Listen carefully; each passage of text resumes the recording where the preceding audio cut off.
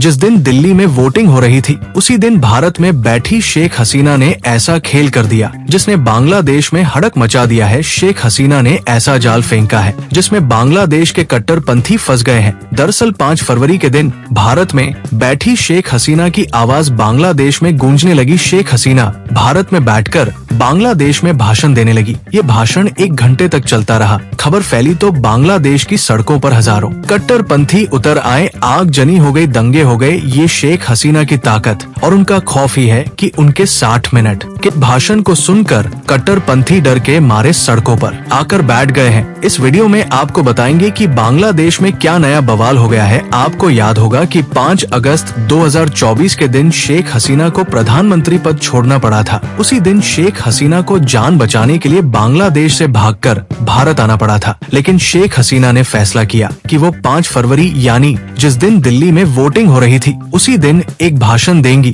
क्योंकि 5 फरवरी के दिन ही शेख हसीना को भारत में 6 महीने पूरे हो गए हैं। शेख हसीना ने भारत में बैठकर योजना बनाई और वीडियो के जरिए बांग्लादेश में बैठे अपने समर्थकों और पार्टी कार्यकर्ताओं के सामने भाषण देना शुरू कर दिया। इस भाषण की जानकारी जैसे ही कट्टरपंथियों और मोहम्मद यूनुस सरकार को मिली तो दंगे शुरू हो गए। मोहम्मद यूनुस की सहमति के बाद हजारों लोग शेख हसीना के पिता और बांग्लादेश को आजादी दिलवाने वाले शेख मुजीबुर रहमान के घर पहुंच गए। हजारों लोगों ने शेख मुजीबुर रहमान के घर में आग लगा दी, उसे बुलडोजर से तोड़ दिया। अब यही घटना आने वाले दिनों में बांग्लादेश को बदल कर रख देगी। अपने पिता के घर को जलता देख शेख हसीना ने भी कट्टरपंथियों से कहा है कि तुम घर तो तोड़ सकते हो लेकिन इतिहास नहीं बदल सकते। बांग्लादेश आतंकियों की जमीन बनता जा रहा है। शेख मुजीबुर रहमान का घर सिर्फ घर नहीं बल्कि बांग्लादेश देश के करोड़ों लोगों के लिए जीत और आत्मविश्वास की निशानी है। लेकिन मोहम्मद यूनुस सरकार ने इस आखिरी निशानी को भी मिटा दिया।